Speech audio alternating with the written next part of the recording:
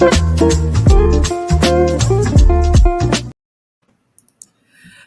morning and welcome to another live edition of Wealth Building Wednesday. Wealth Building Wednesday is brought to you by TRHT Selma. TRHT stands for Truth, Racial Healing, and Transformation, and it is always a delight to join you every single Wednesday morning, 10 a.m. Central Standard Time, and connect you, listen, help you reach out to folks that you might not necessarily know or have a connection to. But our guest today, a lot of you all, especially if you are from the Black Belt, you may actually have a connection to this superstar, this international consultant, honey. Listen, this morning on our broadcast of Wealth Building Wednesday, we are excited to have a homegrown expert who has done so much in the field of education. And we're going to talk about not just education, but we're going to talk about getting to the why. Right. She's a woman of God. She has extraordinary faith, and she stepped out on faith years ago, launched her own business, and is now, like I said, I wasn't playing. She is an international consultant. Like, she has contracts around the world. So if you want to know how to scale your business, how to tap into that why, this is the episode for you. So I am pleased to welcome Mrs. Krystal Hardy Allen. Welcome to Wealth Building Wednesday. Thank you so much, Lydia. You are such a sweetheart, and I appreciate your introduction. And I'm just so glad and grateful to be here with y'all today. Absolutely. You are no stranger to the program. And so we are excited to have you here with us because you have done something very, very special since we last saw you live with us. And we will talk to you about that. But we want to first just kind of talk about your business, right? You founded your business, K. Allen Consulting, only 6 years ago. Yes. And as I indicated, I'm not playing. Like, you have contracts all around the world. Yeah. So now, why did you start your company, and what do you think has really caused you or caused what some may think as instant success, because 6 years is really not a long time.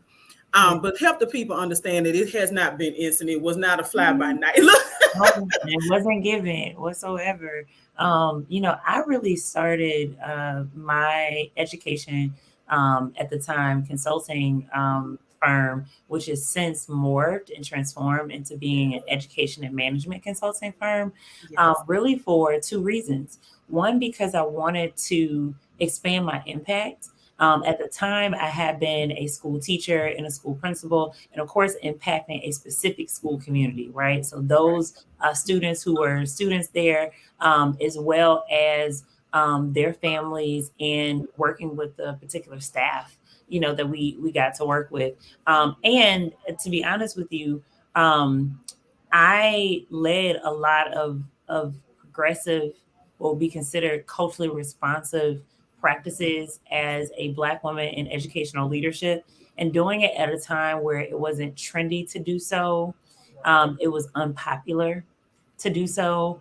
And it wasn't something that was truly just embraced in what was an at-will employment context as a school principal, which means that our terms of employment is that you could be terminated or let go at the drop of a whim based on not being the right fit for that job, not based on any due process, a performance improvement plan being in place. And then there were no unions or collective bargaining to really protect educators and employees. And so the progressive leadership practices that I led were met with opposition and resistance. I was written up for things as simple as bringing my children to the Bridge Crossing Jubilee in my hometown there of Selma, Alabama, and really being coded for having specific staff feel uncomfortable or feel discomfort because I was having open conversations with children about race. And I think and reflect on that all the time, because my ability to then start a consulting firm came as a result of being let go or unjustly terminated for leading practices that I now get paid to do today, right? And so it's just crazy how things come full circle, right? Yes. The second thing that, was the impetus to me founding this consulting firm, which has been really, successful over time. And as the young people say, an endeavor in which I got it out of the mud for real. earning every opportunity and contract. And the second reason was because I wanted to create a space for healing for myself, Okay. mentally and emotionally, as a Black woman, thinking about forms of harm or oppression that I had experienced based on my identity as Black or as a woman, or based on colorism, or based on me coming from the socioeconomic or financial background that I come from. And, I said, what if I create my own table instead of asking for a seat at someone else's? And so this business was an endeavor to reimagine what work, but work with psychological safety, work Yes. with emotional safety, work with feeling appreciated, valued, seen, and heard could be for me. And once I knew that I wanted to build a team, it was my opportunity to say, how do I reimagine what work feels like for my own team? Right. So this past month of September, a story went viral and was picked up by Essence and also CNN of me gifting our entire staff. Beyonce. See, yeah, Beyonce, right? And so, like, that's one tiny example of stuff that's ongoing for our team, Mhm. where I have really just said, what are the worst conditions in which I've worked? And how do I exercise the agency to create one of the best work experiences that other people have, so they never have to experience what I went through as an employee? What I hear you saying in this moment when you talk about, especially with your team, right, is not only did you consider your experiences and what you didn't want, you Mhm. readily identified what you did want, right, Yes. or what you do want Yeah. out of yourself and out of your firm, what you want as a work experience for your team, what Yes. you want, because I've been in workshops with you before. I've sat under your tutelage, and I'm always in awe at how you're able to connect the dots for folks, right? Mhm. And Mhm. so when I think about your consulting firm, and the fact that a lot of us, especially during COVID, became consultants, right? Yeah. This is the age of information, Yeah. and so if you have information that you can share with people to monetize that is a great thing. Yes. What sets your consulting firm apart from all of the other education and management consulting firms that are Yeah. out? That's such a great question, because I think every business owner should be hyper aware of what would be considered their unique Yeah. value proposition, or what makes you special and dynamic as a vendor, or entrepreneur, of any type. One thing that sets K Allen Consulting apart is the multicultural composition of our team. We are African American, we are Latino, we are Asian American, we are white, we are Middle Eastern, and more. And that is from both our salaried full time employee staff team and our contractor network. And I think in the current day and age that we work with, it is an added advantage to have so many different types of lived experiences Mm. around the table, and multicultural in terms of other forms of identity. So I have staff members that identify across the gender spectrum, that identify with different sexuality or sexual orientation backgrounds, that come from different socioeconomic backgrounds, religious, like literally is really diverse. And I think that is special and powerful. I think a second thing is that we customize everything we do to meet our clients where they are. So nothing is cookie cutter and repeat from another client. And so the ability to deeply and actively listen to the needs of a client, and really say, based on what we hear and what we analyze in the data, here's the solution, or here are pathways of alternatives that we would like you to try, is very custom to the fact that they are a Detroit school, or they are an Atlanta nonprofit, or they are a New Mexican government agency, right? And so there are nuances around people's culture, their norms, their traditions, their values, whether Mhm. they are paper-based people, whether they're digital, the different ages and Mhm. generational diversity. Like, we take all these things into account to say, here's how we're going to meet you where you are. And I think that then sets us apart when people want a more personalized approach to whatever work that they're doing. Last thing I would say that I think really sets us apart is our commitment to inclusion, diversity and equity, not just because it's trendy, but because this is work we were doing way prior to the racial awakening connected to George Floyd's unfortunate murder. You know, Mhm. it is the work that is embedded in every service, not just an explicit anti-racism training or a diversity, equity, and inclusion service that someone buys. Anything that they invest in, we don't see inclusion, justice, equity, diversity, all those things as an add-on, Mhm. as the foundation by which all the work should be happening anyway. Absolutely. And so I'm grateful to hear those three things: the fact that your team is diverse, right? Because how can you teach other people the importance of diversity when your Mhm. team, if your team was homogenous, right? Yeah, Um, and it's possible, right? But I think for me, it models my ability also as a Black woman to walk out what I advise other people to do. yes.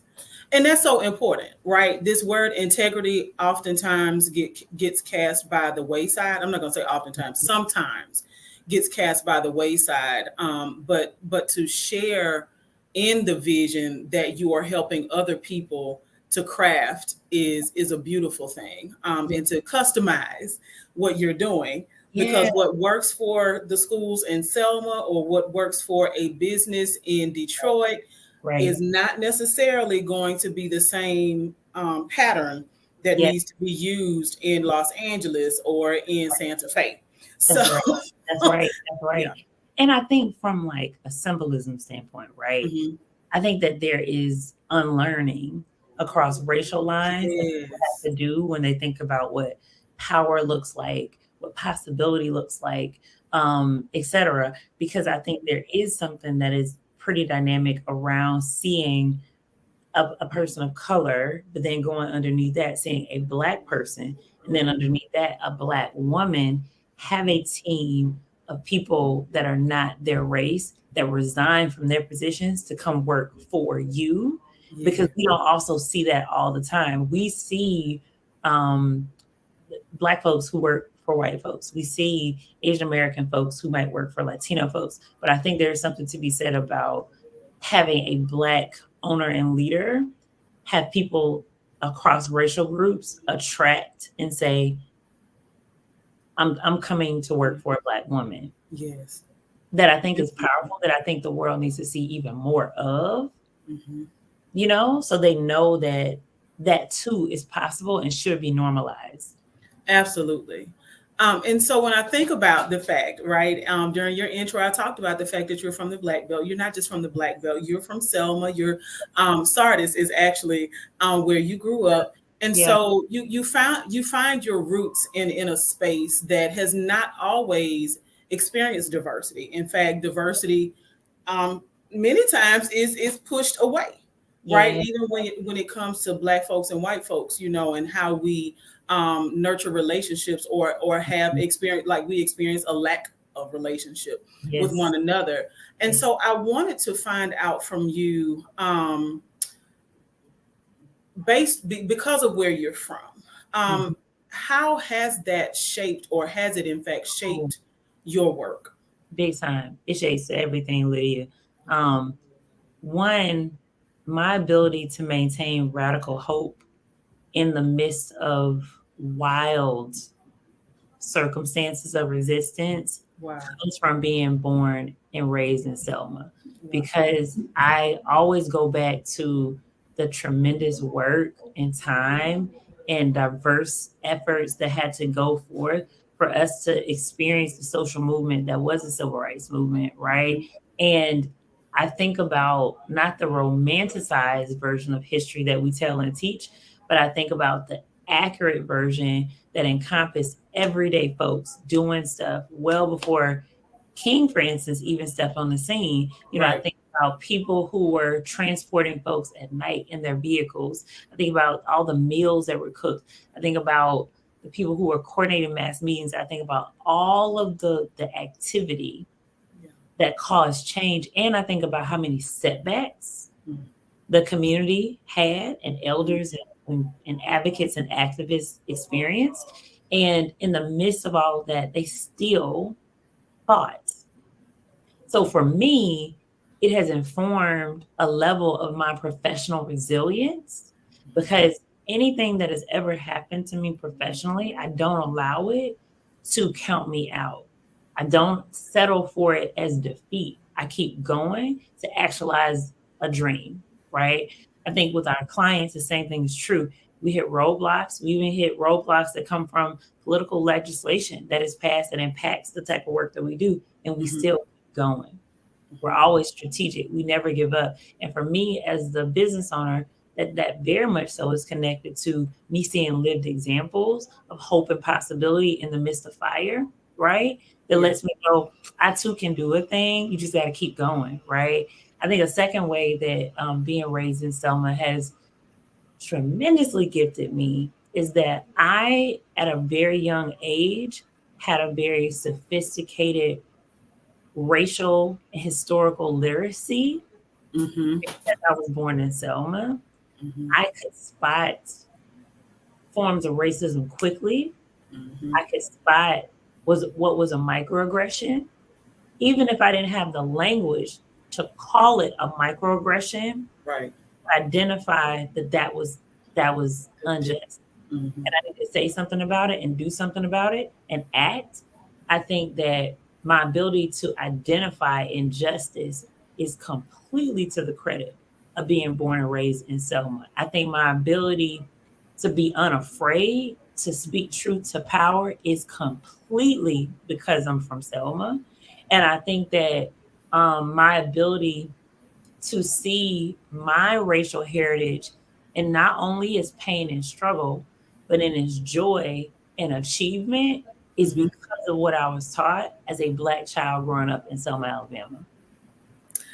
I want to I'm prayerful that those folks who are listening or watching are able to tap into what you just said Mm, in a way that empowers and engages them. Let me say ignites the power within, because I don't know that we really, as individuals, have the power to empower other people, right? mm, But rather we have to ignite the power within each other. And yeah, so by you sharing those things about your hometown, mhm, right, that Selma often gets um, a bad rap, right? And a lot of it comes from us and how we can get on social media, we can be in each other's mhm, presence, and we can say some of the most horrible things right. about this wonderful city that folks from all over the world recognize, Yeah, right? And but the ironic thing is that we expect greatness when we speak death over our city, right? But the fact that you have shared with us yeah, the catalyst that being from Selma has been, and in a world where you're literally, I remember when you started your company, diversity, equity, include DEI was not a thing. I mean, it was a yeah, little thing, but it yeah, was not a thing like it is yeah, now. Like it is a total right, thing. right, And right. so to hear that, I hope that it inspires someone who may think that, gosh, I'm living in Selma. I want to start this business. I know that I Right. can make a mark on the world with this consulting firm, with this restaurant, with this food truck, right, with this beverage line. Whatever it is, don't think that Selma holds you back. Selma can actually be the pedestal on which you stand. And so I am so grateful Right. to you for sharing that. Yeah. What about diversity, right? Because this is a word, diversity, equity, inclusion. Diversity has gained a lot of influence, if you will, Yeah. in the Yeah. vocabulary of schools and businesses. Schools, not so much in the South. We have a ways to go. We've got to be creative in how we teach the accurate history Mhm. due to some laws that are being Yeah. put into place in states like Alabama and Florida. But Right. why is diversity actually important when it comes to schools and business? Like, what difference does diversity make? Yeah. So number one, our students, their families, and even us as adults, right, who may be um, parents, well, not just parents, but like practitioners in the work, like educators, leaders, policymakers, etc. we are diverse beings. Mm-hmm. We are literally not a monolith. Right. The students that are being served in schools represent so many different identities. Even when they are racially homogenous as a Mm-hmm. campus, within that sameness of their race, there's still difference. You have children who may be the same race or color sitting in a school community, and yet they come from different financial backgrounds, or they have different mental health statuses. Yes. They have different exceptionalities, special needs, and sometimes neurodiversity, Mm-hmm. right? And they might have different linguistic, like backgrounds. There's Mm-hmm. just so much that is that makes them similar, but also makes them different. I mean, different. And I think that when schools embrace the concept of diversity, however it plays out in programming, curriculum, initiatives, or whatever, what they're really saying is we acknowledge two things. We Mm-hmm. acknowledge the common thread of what our children have in common, literally, but we also acknowledge that our children are different. And because they're different, that means that they will have different needs. That means we understand that one size does not fit all for Right. everything we do for children. So to embrace diversity is actually to embrace a winning, a more effective approach to reaching every child because you're reaching them where they are and for who they are, Mm. right? Reaching them where they are and for who they are. It's Mm-hmm. a winning strategy, y'all, because everybody wants to win. So if you want to win, that's a whole nother conversation. It is. It really is. And I also think that like the reality is that the world is ever evolving, always. Change is inevitable. And an embrace of diversity is also saying yes to keeping up with the times, Yes. recognizing that a 14-year-old today needs something different than a 14-year-old in 1993, needed Yes. something different than a 14-year-old in 1973. Mm-hmm. Mm-hmm. you know? So it's Absolutely. about being maximally aligned to deliver an education that really will be impactful and set children up for the world that they're about to go out into. And so now I want to go back though to this idea of the winning strategy, right? Seeing young people for who they are Yeah, and for what they are, right? yeah, How helping them to show up in the very best way that they yeah, possibly can and helping each other, right? Because when we help other people, it in fact really does feed us. It should yes, feed our soul. yeah, So when I think about what as a child it felt like to not necessarily be included, right? yeah, Being a nerd, right? Like, oh, you don't go out, you don't party, these type of things. right, As an adult right. experiencing that, right? Um, what difference does it make though, especially when we think about the educational arena? Right, when people Yeah. don't feel included, whether it's the staff or the students, Mm-hmm. what tends to happen? What do we see happening in educational, whether it's the institution like a school itself or even within districts, when people are pushed aside because of their differences or the lack of diversity? Yeah, yeah. So for one, it impacts their mental and emotional well-being. Mm, Because when we don't differentiate and embrace diversity, what we're really doing is rejecting mm, aspects of who our students are. And therefore, that means we're neglecting specific needs that they have to be able to be set up to thrive as students in a school, right? mhm. So, our ability to, for instance, um, you know, tailor our pronunciation of a child's name Yes. to learn how to speak it properly and not give them the name you want to have helps them develop a healthy state that they belong here. And the way that they were born and who they are actually matters. They are someone important, right? When we take the time to pronounce other students' names properly, it makes them feel like they deserve to be in that space and they're Mm, normal. And when we don't put forth the effort for other students, it's sending off the opposite message that they don't belong, that something is wrong with me, right? That then really helps children develop a sense of imposter syndrome, a sense of negative self esteem or self confidence, where they're questioning, whether or not they are good enough as is. And so schools can contribute to the development of a healthy esteem by embracing diversity, but they can also, contribute to anxiety, stress, and other like really detrimental mental and emotional states when they don't create an environment where every child feels seen, valued, heard, and appreciated, right? And so Mhm. that's the one thing for folks to be mindful of. I would say a second piece for them to be mindful of um, Mhm.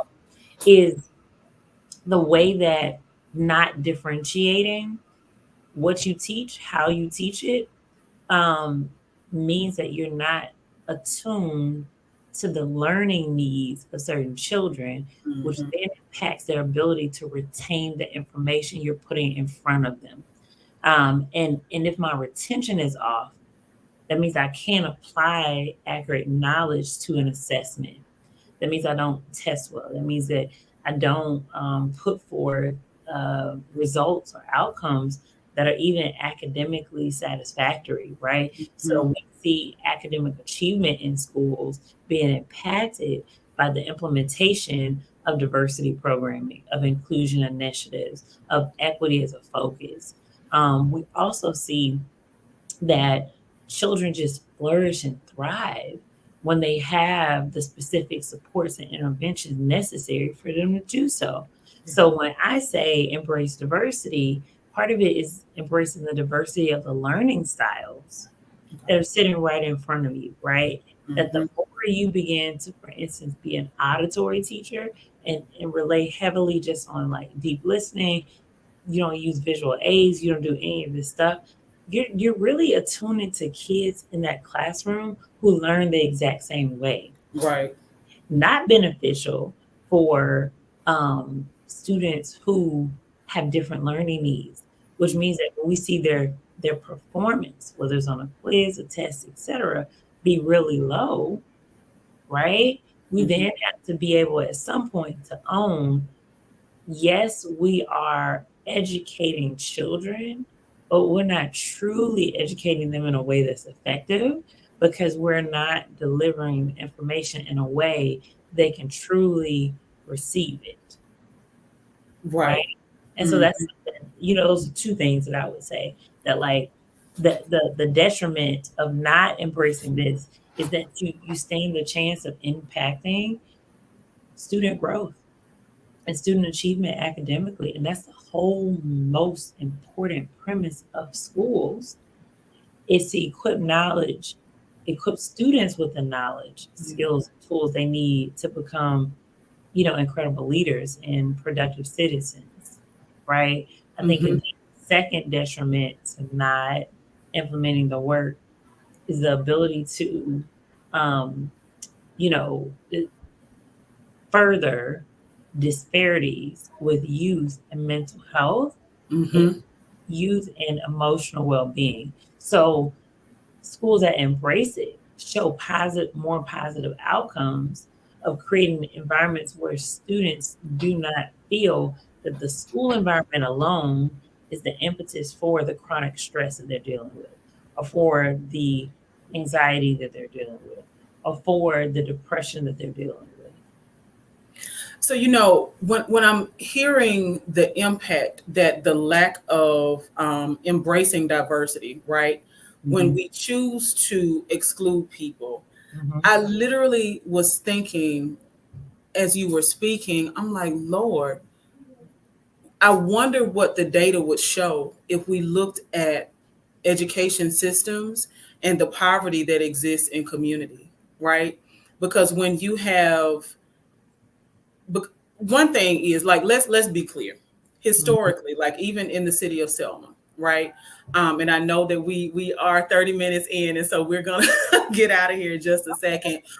But recognizing that when there we were living our no my mom, right, my mom and my uncle were growing up in a segregated school system, Mm-hmm. right? The schools that were considered black schools, didn't have the best materials, didn't have, Right. what we would consider state of the art, right? And Right. so I think about the impact, though, that those teachers had on the Yep. lives and Mm-hmm. the Overall. productivity Yep. that those grown folks Yep. created throughout their lifetimes. Yep. And now I think about now and how we have access to all of these resources, all Yes. of these tools. Yep. What in the world are we doing when we're not embracing people where they are, right? Encouraging and instructing people and how they learn. Even as a business owner, the importance of being able to share your business plan, not just on paper, but to speak it, right? To have charts and graphs connected to it, because all of those things help folks to translate. But the long-term impact that can have on children when Mm. we don't look at diversity and accept diversity as a key to success, but rather use it as a weight to pull, to Mm-hmm. hold people back. Yeah. And let's consider how poverty, is even created as a result of people feeling hopeless. Like you said, the Yeah. mental health issues that young people who grow up to be adults, y'all, right? That could literally be the parents that don't want to come into the school, or come into the school with an attitude because the last time they were actually in a school, they Yeah. were pushed aside and said you aren't right, That's or right. this, or everything about you is wrong, or something about you is wrong. It's wrong. That's right. That's Wow. so. All of this is so interconnected. Yeah. Yeah, All. absolutely. Absolutely. So now I do, as we begin to wrap up, want to share with folks. I got to get up from my desk though. Computer is sitting right here. I'm like, dang it! If I was like on Bewitched, I would just twinkle my nose, right? And Lydia, when I tell you, as you begin to dive into it, Mm-hmm. I know the way that you think and the things that you value, you are going to love the guiding questions in it Mm-hmm. and the other aspects of how it helps us reflect and to audit practices within the educational system. Yes.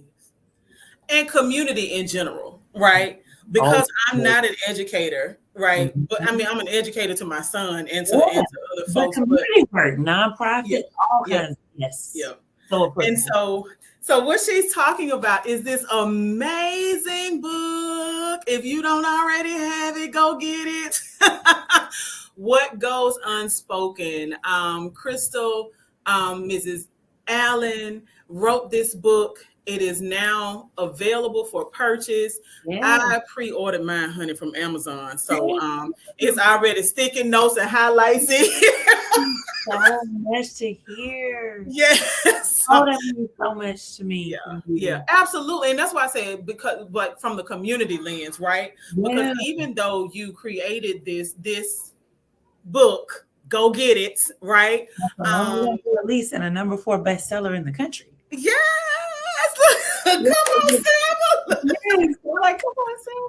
Yeah. Yes, yes. So even though the content is specifically directed to educators, there is such a role for community members in general. So whether you are the leader of your church missionary society, or Yeah. if you are the Sunday school teacher, if you are a grandparent who is looking for a way to better include all of your family for Thanksgiving. Yeah. Okay, there are tips in here. There are thought processes in here that Yeah. will challenge us.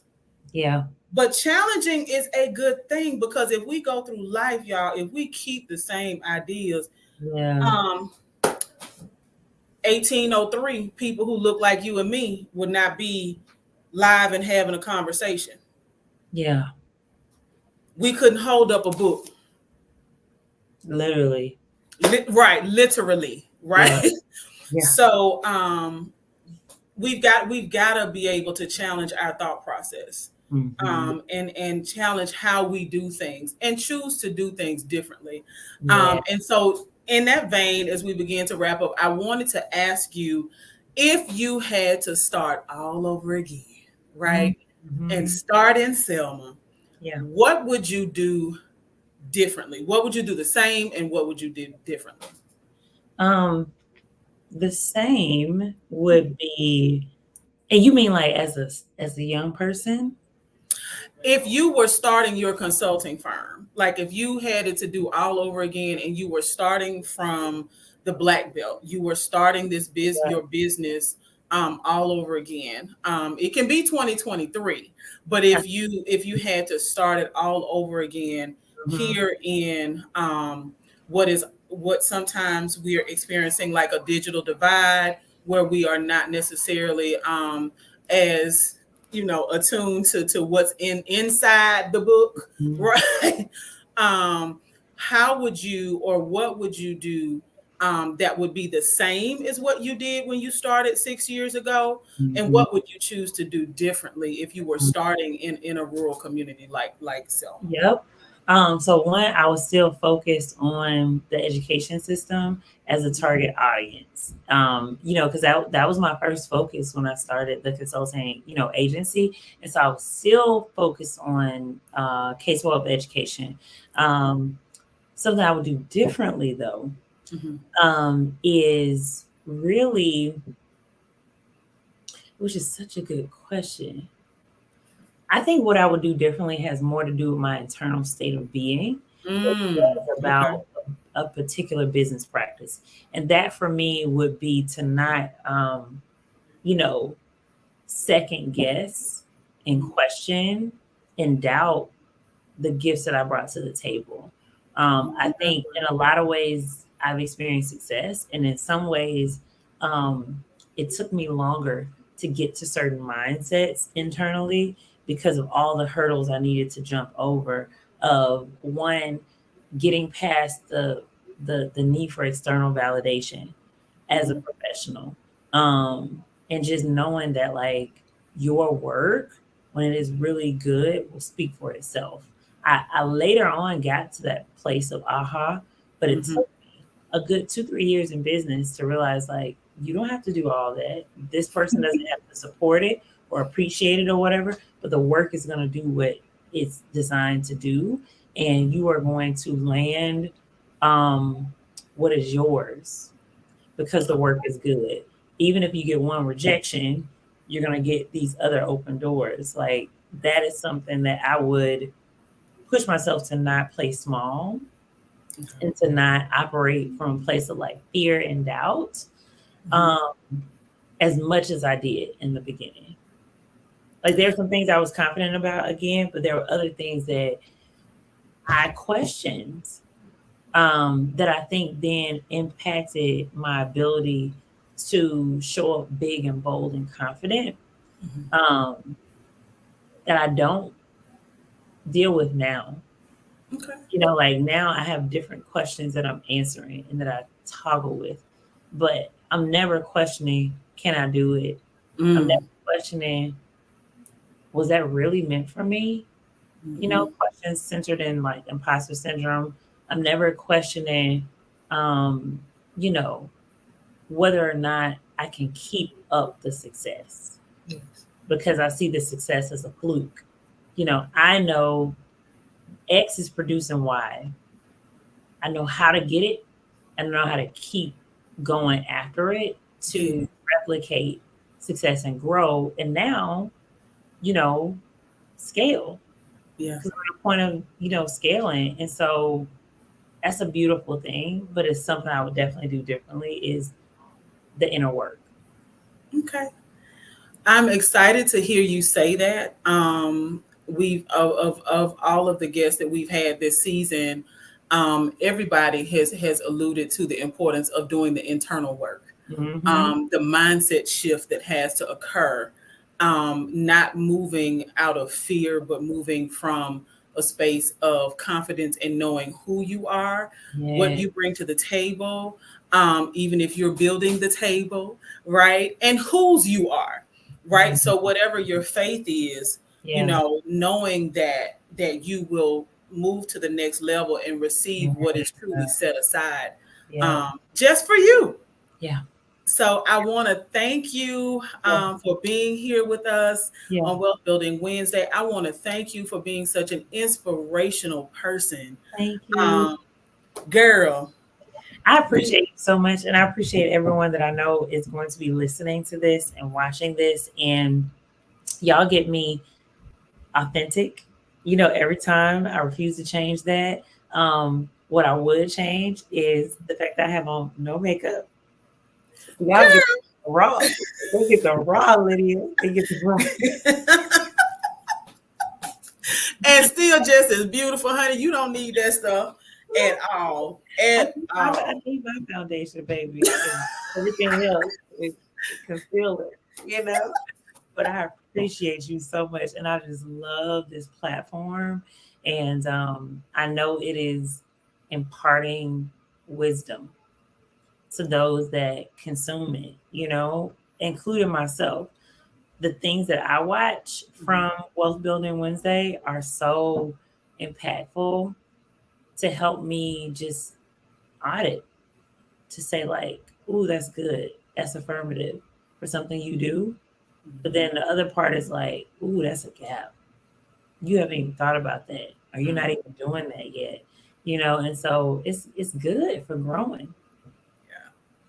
Well, that's the goal for us to learn, share, and grow together. And again, I truly appreciate your time. I know that you are on the road constantly. And so for you to take this time out to share with us from your wealth of expert knowledge, I Mhm. want to encourage again everyone to go out and get this book. Even though it is speaking to educators, this Mhm. is going to educate you regardless of what walk of life you Yeah, are in. parents, Mhm. anybody, Yes, anybody absolutely. who is looking to reimagine this work of Yes, equity and diversity is a book for you.